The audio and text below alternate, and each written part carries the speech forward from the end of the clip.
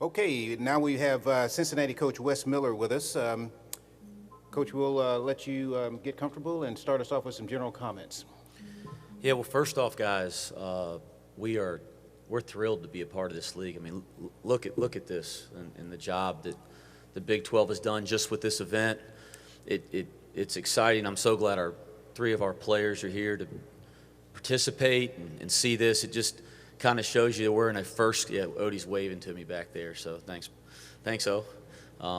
But this is a first-class league in every facet. That's been obvious from the first moment we joined in any interaction I've had.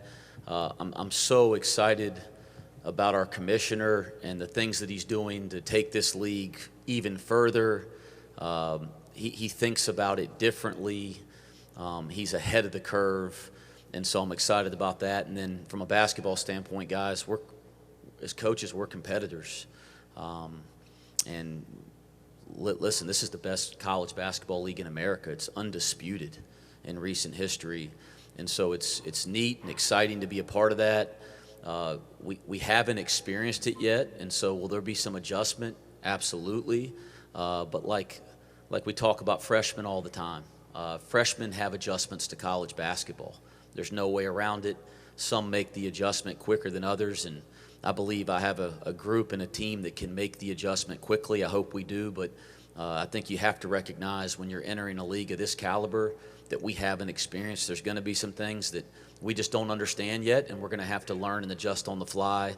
And I say that because I have such respect for the programs and the coaches in this league.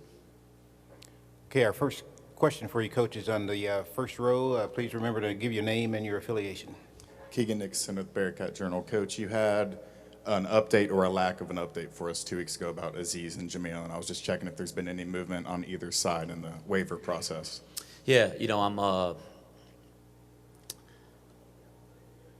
I'm Aziz and Jamil, for those who don't, Aziz Bandego, Jamil Reynolds, 2 second-time transfers that have waivers with the NCAA.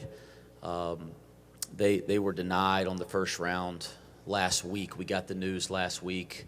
I can't remember the exact day now, but they were denied at the staff level. I think I've learned more about this process than I thought I ever would or cared to, but now it'll go to, we submit an appeal, and it goes to the appeal committee in the NCAA. Listen, we're very discouraged by the news last week.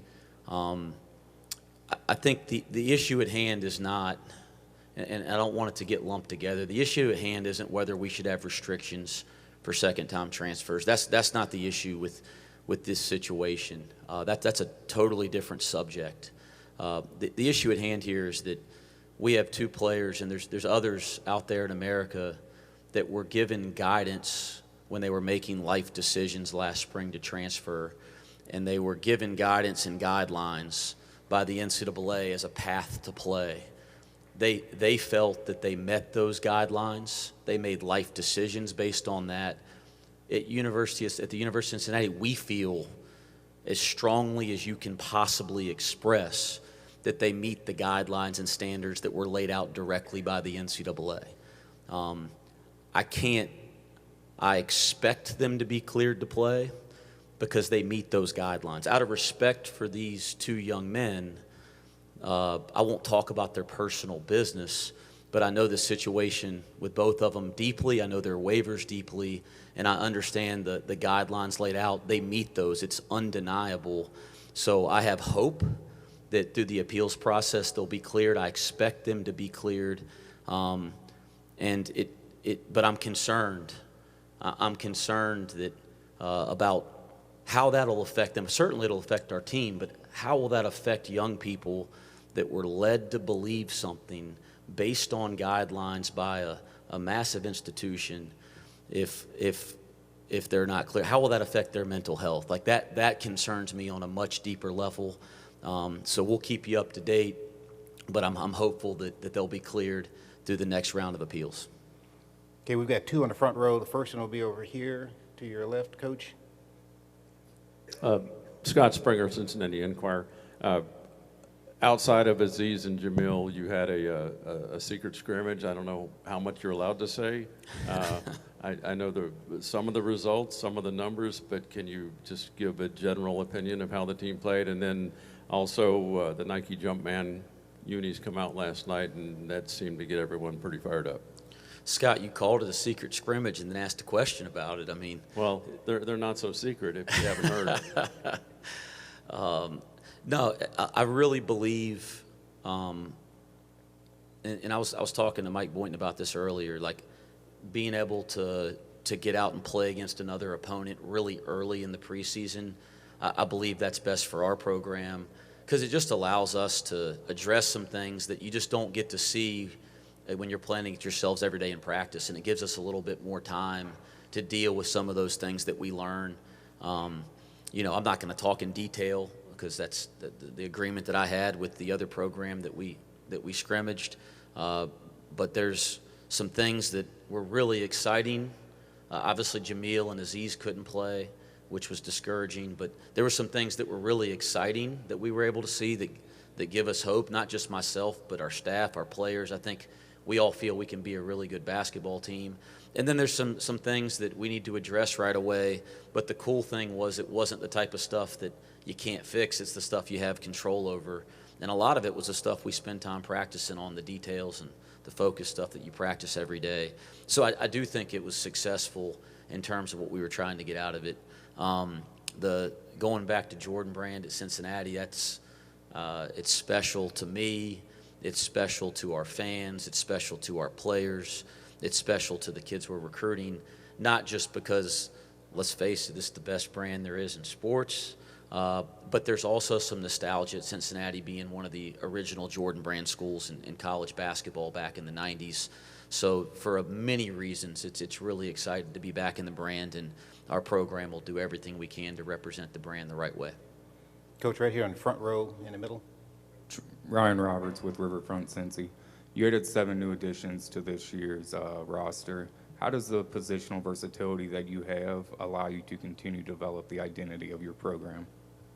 Yeah, the additions were important.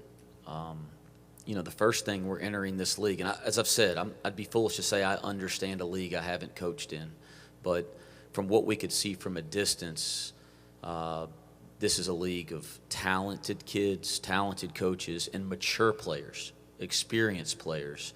So it was important when we added players, we added guys with some experience. And you look at Simas Lukosius, in the couple years he played in the Big East, he's played in some big-time environments and big-time games. C.J. Frederick, maybe more than anybody for NCAA tournament teams, and he's been a part of great teams at Iowa and Kentucky. So we wanted to add some experience. Aziz and Jamil both have played a ton of college basketball. That was really important. And as you mentioned, depth is really important. Like, we love the returning guys. I think sometimes this time of year, you talk so much about the guys coming into the program because people don't know them yet, especially your fan base. We lose sight of the most important thing is the guys that you retain. And that's why, Odie and Vic and John are here with me today, because I tell you what, it's harder and harder in college basketball and the landscape we have now to retain guys. You can be really different when you get guys year after year after year. And, we have a number of guys that return, but we have 3 guys that are here with me today that have been with us the last 2 years, the 2 years that I've been at Cincinnati.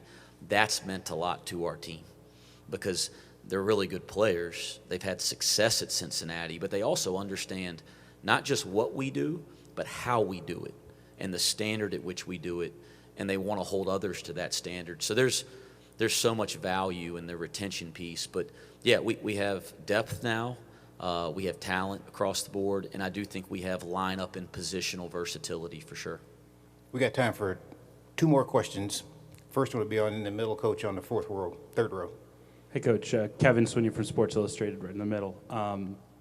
You mentioned in your opening statement that you felt like Commissioner Yormark was thinking about things differently and helping continue to build the Big 12 brand. I'm curious, from your perspective as a coach, what you're looking for from a conference to help, lead the way and keep the Big 12 as the premier college basketball conference in America.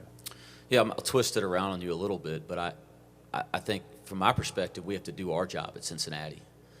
And our job is to to put the best program that we can possibly put together game after game, year after year, at the most competitive possible level, but doing it within the values of this league, within the values of our institution and our community.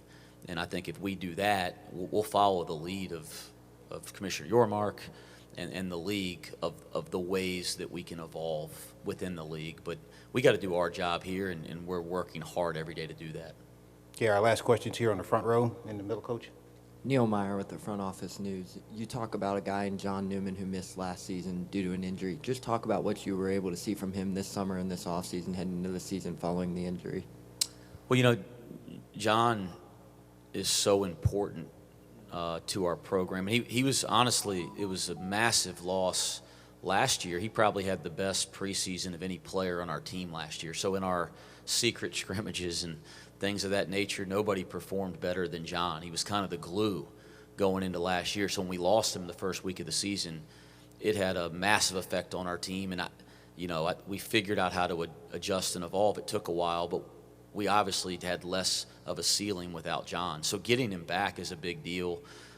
He's had a really healthy summer, a really healthy fall. We've limited his reps and limited some of his practice time just to protect him a little bit. He doesn't like that because he's ready to go. He's 100%. But I think we're just trying to be smart with him because he's such an important part to our program and our team. As people that have followed him, whether it was in his time at Clemson or his first year here playing for us at Cincinnati, I think he's one of the best defensive players in the country at his position.